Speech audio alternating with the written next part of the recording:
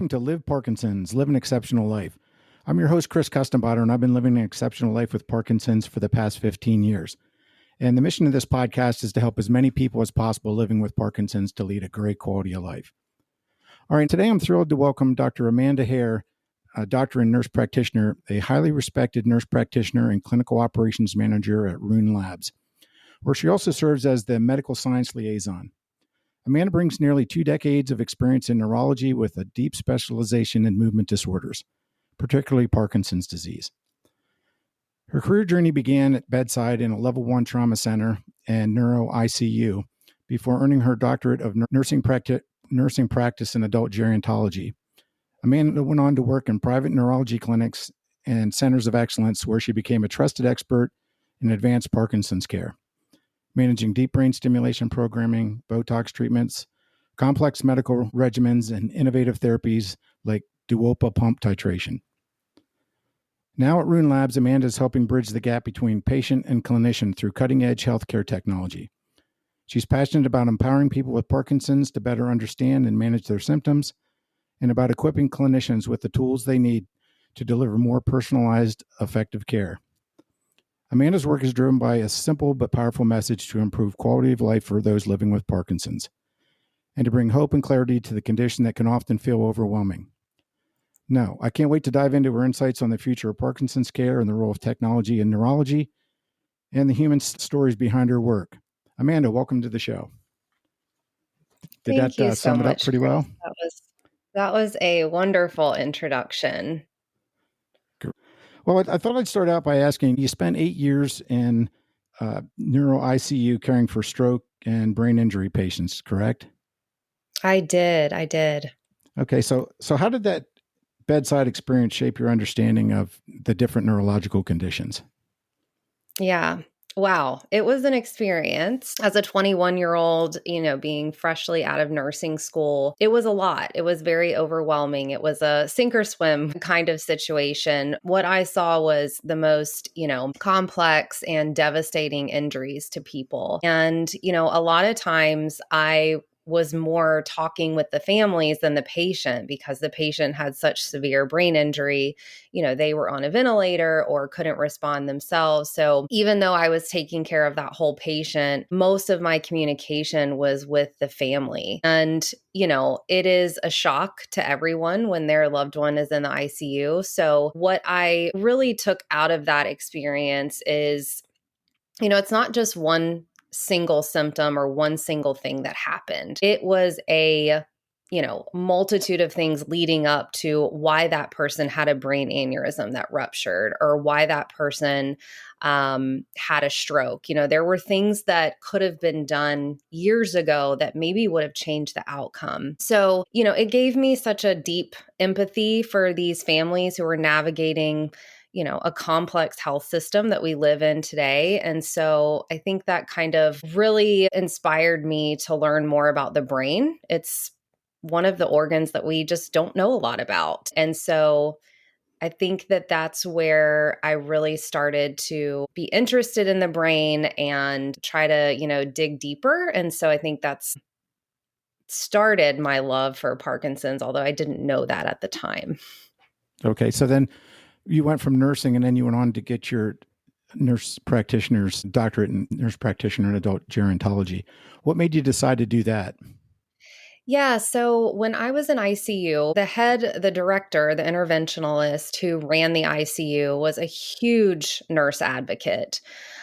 He knew that the nurses were at the bedside with the patients 24/7.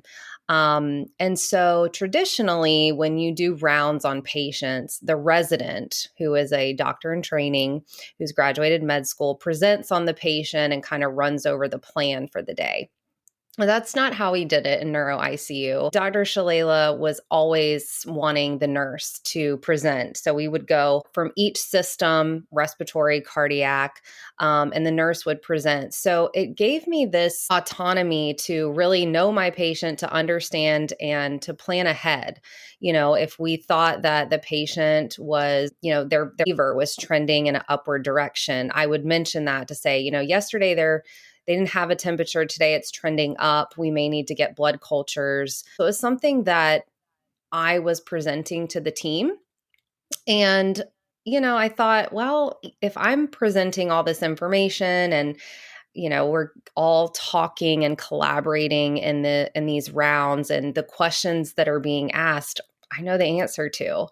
So I thought, how can I impact more patients and maybe get to them before they end up in the ICU? And that's what drove me back to getting my advanced degree. Okay, great. So you went from neuro ICU to now you're like Parkinson's. What what caused you to take that leap?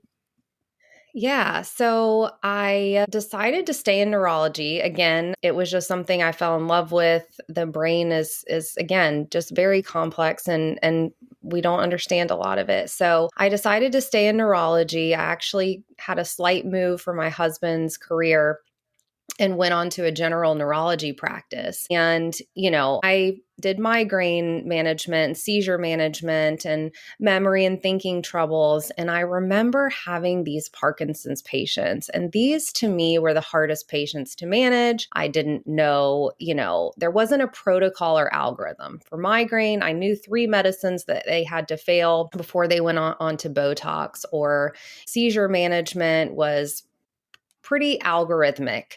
Parkinson's did not fall under that. And so I remember seeing these Parkinson's patients and thinking, whoa, like this is a really complex disease. I don't know a lot about it. It sounds like it's not a one size fits all treatment. And so when I was moving back to Charleston, there was a position at MUSC in the Center of Excellence for Movement Disorders for a nurse practitioner. And I thought, oh, that's really going to be a challenge. I don't know if I'm cut out for that. And I applied, got the job, and immediately I was with 7 movement disorder specialists who took me under their wing, taught me everything I know about Parkinson's. And I realized then, again, there is no protocol. All 7 doctors had a different approach and a different outlook on how to treat Parkinson's patients. So it became an art, and I had to really take what I knew, look at the patient, and tailor that regimen to them. And so that is where I think my passion really sparked, where I knew that I was the one kind of creating this care plan for them that was very individualized, and very specific to that person. Oh, okay. So you went from there then on to now you're at Rune Labs and you work with technology and biomarkers. Can you tell me a little bit about what you do at Rune Labs and then maybe give people a little better understanding of what Rune Labs does? Yeah, so Rune Labs is such an amazing company that has this great technology that most people have already, right? We all have iPhones, a lot of us have Apple Watches. A lot of my patients already have an Apple Watch because, if they don't have their phone on them and they fall, they can still call someone, or it alerts your emergency contact. And so when I found out about this company, I thought, wow, that's really amazing. But how is all of this data relevant? How can this really help us in clinical practice? And so when I was talking with Rune, they didn't have anybody on at the company that had ever taken care of a Parkinson's patient in a clinical role. And so I thought, wow, this could be a really amazing opportunity for me to not only still continue to help patients, but also to then get better data to clinicians to help them take better care of patients. And so that is kind of what I do in a nutshell at Rune. And what Rune is it is a app that has been developed by a Parkinson's patient herself called StrivePD. And StrivePD is free. It is only available on the iPhone and Apple Watch, but it is very specifically designed for people with Parkinson's. A lot of thought has gone into what's the most important, how can it be, user friendly? How can it add value and not be a burden where you're constantly fiddling with something that you feel like doesn't work? And so the Apple Watch already contains this FDA cleared movement disorder technology where we're able to track tremor and dyskinesia. And all you have to do is download StrivePD, keep your phone on you, wear your watch, and it automatically measures your mobility, your tremor, your dyskinesia. And one of the things that a lot of patients like about it is it will remind you when to take your meds. So if you're wearing your watch, no matter where you are, it'll buzz and say, hey, it's time for you to take your carbidopa levodopa. So you can think of it like a 24/7 kind of monitoring system for Parkinson's that goes back to the patient in very easy to read charts, so that they understand these longer term patterns. Day to day is going to change. We know that not every day is going to be the same. It can be somewhat of a roller coaster ride for patients. Even if they do the exact same thing one day, the next day is completely different. So this is such an easy way for patients to understand how have they done month to month, 6 months to 6 months. And it's all in a easy monthly format of a report that synthesizes the data that they can share with their neurologist or clinician. Okay, so there's no electronic way to send that to your movement disorder specialist then?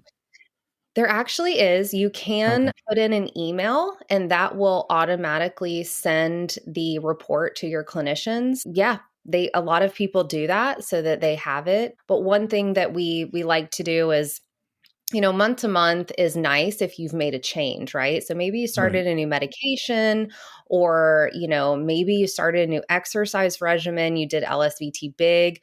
That month to month comparison might be great. But a lot of times patients only see their clinician 3, 4, 6 months intervals, right? So really having that longer term data is I think the piece that clinicians really are going to get a lot of benefit out of. So will it track exercise as well then? Is part of that, or that's separate It on the Apple Watch? does. Oh, Yes. that's So great. the Apple Health Kit is amazing in the sense that if you're wearing the watch, say that you go to Rock Steady Boxing, or maybe you're just doing a nice outdoor walk.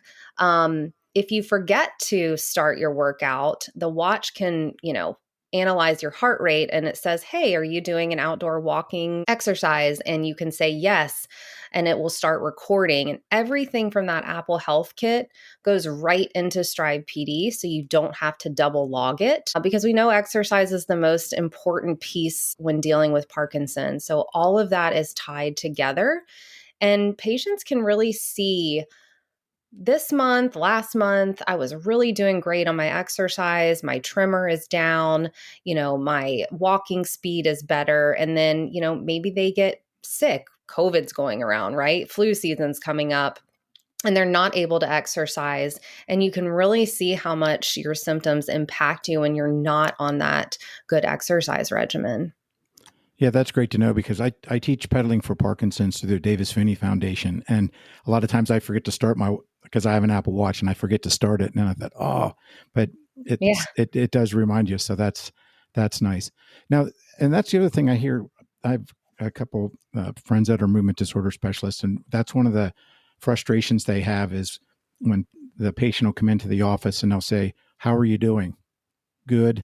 They have difficulty trying to come up with a treatment plan if they don't have good information, and this sounds like it's a great way to be able to track and share your information with your movement disorder specialist, as well as be more planned when you go in there. It does. It shifts the burden off of, people living with Parkinson's. Who wants to track every symptom all the time, be constantly reminded? I mean, you look for this pattern and you're like, well, there is no pattern. And you get frustrated. Tracking fluctuations and symptoms over time passively, meaning you don't have to constantly interact, is so helpful. It's not easy for me to remember what have I been doing in the last 2 weeks? How have I felt? If I don't mark down when I have a migraine, or if I don't mark down when I've had back pain, I don't remember. So I think we really rely on people with Parkinson's, with ever-changing symptoms, to tell us a lot of information when it's very difficult. So I love that the watch automatically collects the data, and we can really give that data back to not only the patient but the clinician, where they can have a more team-based approach at what is the best plan. Yeah, and living with Parkinson's myself for such a long period of time, that one of the things that's I found important is to have your care partners involved. My wife always comes with me to the movement disorder specialist. I get down to the University of Maryland, and it's helpful to have a second set of ears, but it's also, I think, important to have to build a care team as well, and get well, this, but one of the things that I was just at a recent seminar, and they talked about the iceberg, where people will look at you and say, well, you don't seem to, your tremors don't seem bad, but the motor symptoms are just the tip of the iceberg. And then underneath the iceberg, you have all the non-motor symptoms. And so it's nice to have it, to be able to build a care team with that. But one of the key pieces, of course, like you mentioned, is being prepared for your visit. And the StrivePD really is a great way to do that. Yeah, and we don't skimp on non-motor symptoms because, you're right. That really is, the tremor isn't what bothers people. It's constipation, it's anxiety, it's apathy, just not being motivated, not feeling interested in things. Your mood directly correlates to your physical symptoms. And so I always talk with patients about, if your mood's not good, your physical symptoms aren't good. They're very much intertwined. And so we have, quick charts that you can log, smiley face to sad face, to kind of rate how your day was, an area to type in some notes, and just a quick log of, hey, at the end of the day, how have you been doing? Let's do a daily check-in. And, we'll list the top 10 symptoms. And there's a lot of non-motor symptoms in there where, at the end of the day, people can reflect to say, what's bothered me the most? And you're right. A lot of times they are not the motor symptoms. So from your perspective, how do you get people that maybe are uncomfortable with technology to start using technology? Because I think really that's the wave of the future. I just did a podcast, and they were talking about shirts that almost were like a skin type material that have sensors built in to measure different things. And so, technology is really going to be, I think, the future of Parkinson's care. So how do you help families, or how do you help people that maybe are uncomfortable with technology kind of start to transition? Yeah, I think the one, I don't want to say there was anything good about COVID coming about, but the one thing is we really had to learn telemedicine. People really had to learn how to communicate outside of the clinic. So I really tell people that if they have an iPhone, the worst part of it all is pairing your watch to the iPhone.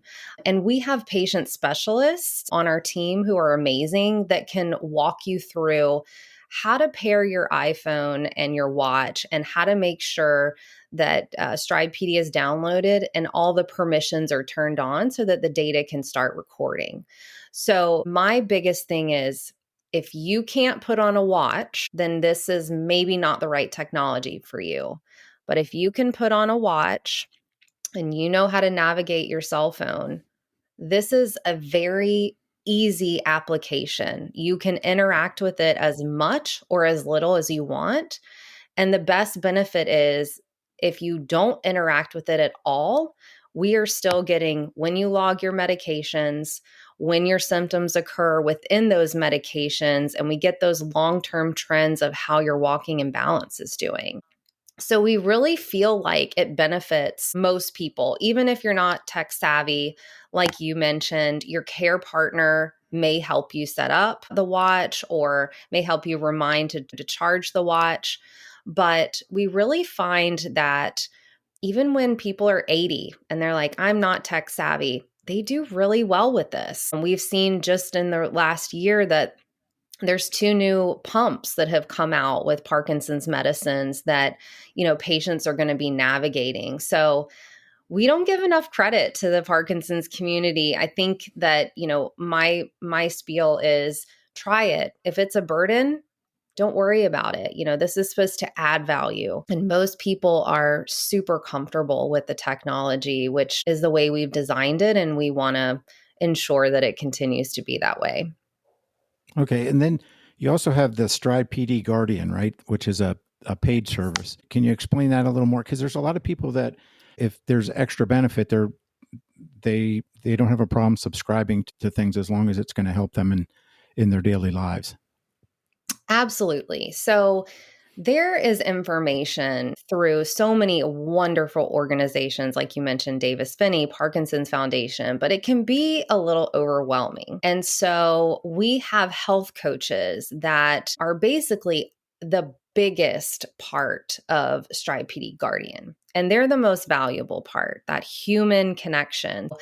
Technology is never going to replace your clinician, your care partner. I mean, these are all such important aspects of care. But what happens is, people need to plan for that next appointment, right? Just like you mentioned, the clinician's going to ask you how you're doing. You want to give them a good, accurate picture of how you've been doing so they can really optimize regimen.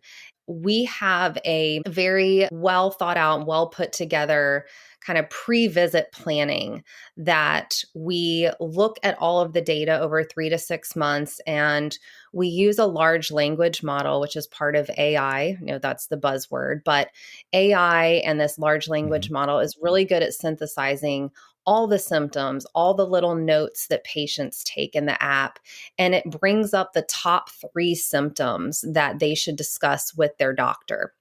So if they've been logging a lot of constipation, if they've been logging a lot of anxiety, maybe their medications, they're missing doses of medications, that's going to get brought to that top priority so that when they get this pre-visit preparation, they know exactly what to talk about with their clinician, because it's all the data they've been collecting on themselves for 3, 4, 5 months, so that even if they think, yeah, things are good, they read this report and say, okay, wow, yep, you're right. I really was constipated and I need to bring that up and I haven't. Or, I am missing medications and I don't love to tell my clinician that, but maybe there's another opportunity for a long-acting carbidopa levodopa where I can not have to take medicine for 5 times a day, but only 3 times a day. Those are the things that optimize quality of life, that if you can translate that to your clinician, they can give you education on what is out there. So Guardian offers this pre-visit report, and then they also offer anytime you need a coaching session in between appointments. So if a patient goes into their clinician and the clinician says, I think LSVT big or rock steady boxing is going to be a great therapy for you. Go out and do it. And maybe they don't know where to start. Our health coaches can give them how does LSVT big compare to rock steady boxing? What's similar? What are the differences? They can talk through that care plan and really give them that support on how to start or how to stay on track with what their clinician is recommending. Okay. Is this something that insurance covers? Because I know people may be thinking, well, this sounds great, but I wonder if my insurance covers it. We are working on that. We really want healthcare plans to cover this. And we've done a huge project and pilot with Kaiser Permanente where, we are really trying to show the data that supports being on StrivePD is going to keep people healthy out of the ER. It's going to keep them with a better quality of life. And it also is going to help their clinician with care inside the clinic. And we have shown with this cohort of patients that we can reduce clinic visits. We can reduce clinic visits. People are doing so well, they don't have to go as often because StrivePD is really helping keep them motivated and on track. But we have reduced ER visits by 50% in patients that are using StrivePD. So this is the first kind of initiative that we're doing to prove to healthcare plans that this is something that insurance wants to cover, because this can help the patient long term. And, it's worth it 100% for them to be on StrivePD. So right now, the answer is no, but that is very much something that we're focused on. But we do have, a subscription where you don't have to pay that full amount for the year up front. You can do it in monthly installments. Okay, great. Well, 50% reduction in emergency room visits is incredible. So I mean, that's something to be proud of. Well, let's switch gears a little bit. Rune is partnered with the Parkinson's Foundation, correct? We are, yes. So can you tell us a little bit about that? I know that the Parkinson's Foundation has that PD generation where they're doing blood and genetic testing. So how does your collaboration work? Yeah. So I think this is kind of, again, talking about that precision neurology, that individualized care. So with the Parkinson's Foundation, you can get free genetic testing and digital, biomarkers with StrivePD together, which, we really haven't linked the two together. So for people that have a genetic variant, we think that's about 13%, but this is such a great collaboration with the Parkinson's Foundation because we can do more widespread genetic testing to make sure that, is there more genetic related Parkinson's than we think? And then how do those people that have a genetic variant differ, or should their treatment differ because they have LRRK2 or, they're GBA positive? So we can start to understand, which subtypes of Parkinson's respond best to which treatments. We already know that there's tremor predominant patients. There's 30% of patients with Parkinson's that don't have tremor at all. So I think this is a step towards how can we target therapies to people that have genetic variants. We can learn how they respond to these medications. And, we can think, how can we diagnose early? How can we get better outcomes by using this precision neurology and taking this known genetic variant with symptom data and do something where maybe we change the way we treat GBA patients. Maybe we change the way LRRK2 patients are treated. And I'm really excited because I think that Alzheimer's just had this amazing outcome in the last couple years where they have a medicine that slows down the disease progression. And this medicine came out of a tiny little clinical trial for this rare genetic variant of Alzheimer's that we use now worldwide for anyone with Alzheimer's. And so I think that's where this is leading. Parkinson's is going to follow suit, and we are going to find that treatment that slows down the progression. Great. So is this a collaboration? Is it a clinical study that's being conducted that people can sign up for? Or is it just you're taking the current people using StrivePD, and then the Parkinson's Foundation is taking the PD generation group, and then just you're blending that together?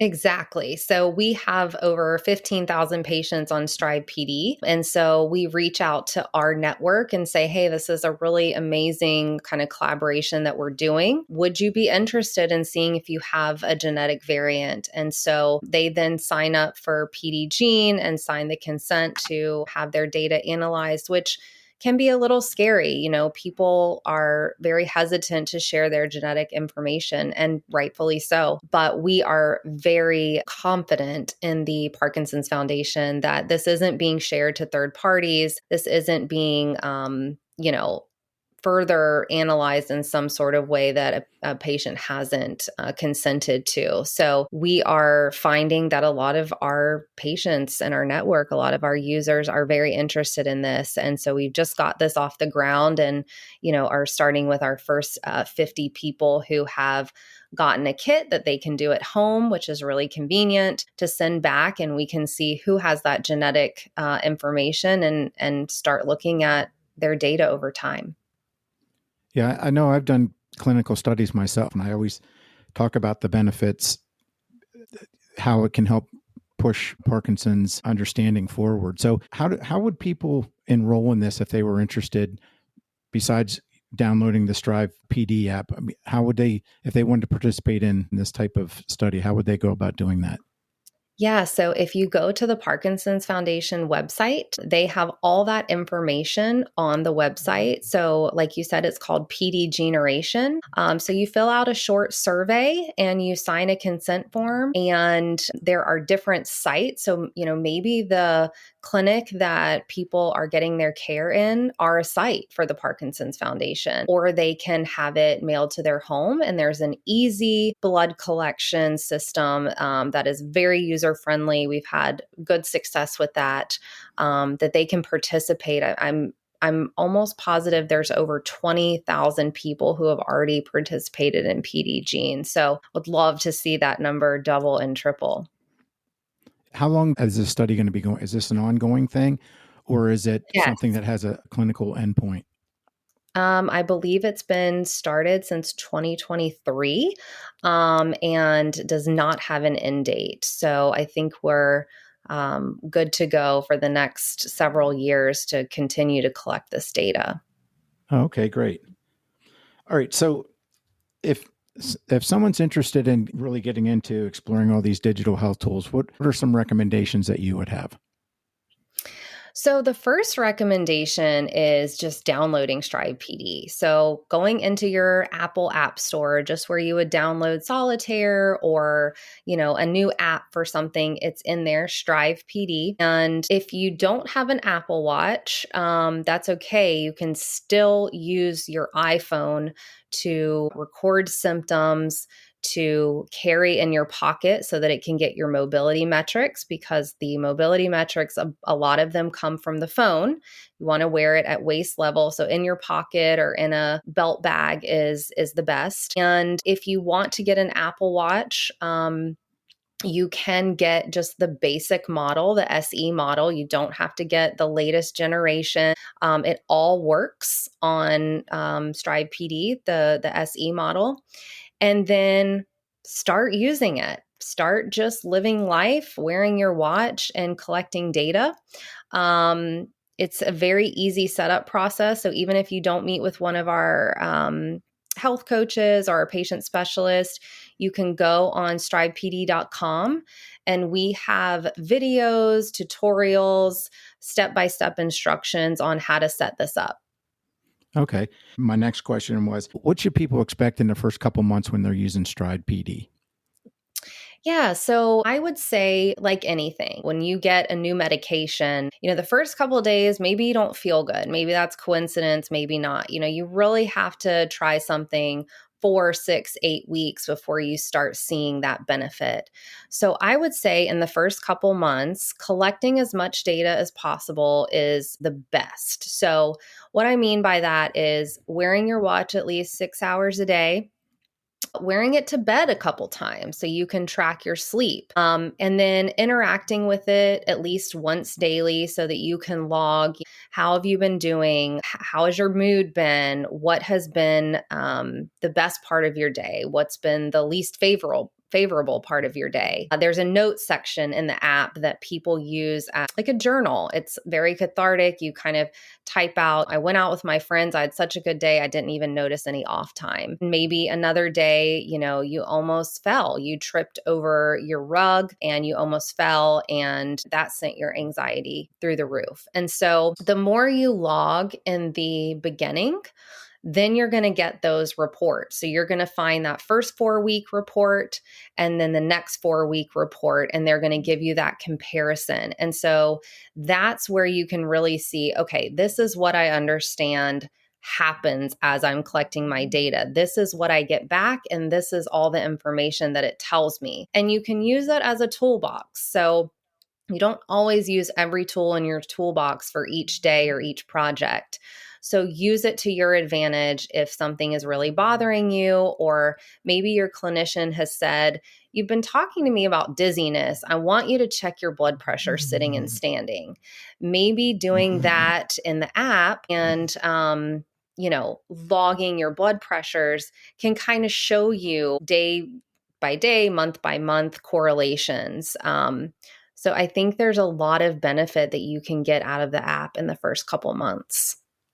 One of the things I thought what I heard you say was really interesting was being able to take notes in the app, because I know a lot of times when I go to the movement disorder specialist, they always send you the questionnaire in the mail. It's like, how many times have you fallen in the last month, or tripped, or how was your anxiety in the last 14 days? So at least that way, if you track that, it'll really help you and help the clinician to really hone in your treatment plan. going forward. So, Yeah, it's an easy way for you to look back and fill out that questionnaire as accurately as possible so that you're not missing anything. It's easy to skip over constipation, but constipation is a huge issue in how your medications absorb in your stomach. And so if you're constipated and that GI motility is slowed down and things aren't moving well, your medicines aren't working well. So it's a huge piece of the puzzle to your symptoms, and you don't want to skip over that. So logging things that you think maybe are not super important could become important, and that correlation can be seen as you start collecting data and presenting this to your clinician. So you never know, even the smallest things can make the biggest difference. yeah, I know I participated in that Michael J. Fox Foundation PPMI study, and uh, every quarter, the first thing they ask are, what are the top 5 most bothersome symptoms? And a lot of times I sit there and think to myself, using StrivePD, that would definitely help me be able to really provide a lot better quality data than just trying to go off the top of my head about what's bothering me. Because I think we're all human and we tend to focus on things that happened in the short term versus maybe a longer term trend, if that makes sense. I agree. I agree. You kind of brush off some small things. We're moving forward. We're trying to stay positive, and that's wonderful. But ignoring some of the smaller symptoms could lead to bigger things. And Michael J. Fox Foundation is another wonderful organization that just invited me to go to Capitol Hill to advocate for Parkinson. So earlier this month, I was with a bunch of organizations like Michael J. Fox Foundation and PMD Alliance. There were over 270 of us on Capitol Hill, people living with Parkinson's, clinicians like myself, care partners who were talking with over 44 states in the US, the House and the Senate, really advocating for more research and more funding and all of the things that we need for Parkinson's patients. So definitely love Michael J. Fox. Great. So, just looking ahead, what excites you most about uh, Parkinson's care? I think, really closing the gap between the clinic and real life and getting people better individualized treatment plans rather than a one size fits all. That doesn't work. And I think with all of these new studies and new clinical trials and research and data, we are going to find a cure. We might get a disease modifying therapy first, which will be a great step in the right direction. But I think that in my lifetime, we're going to see a cure for Parkinson's, and I'm most excited about that. That's great.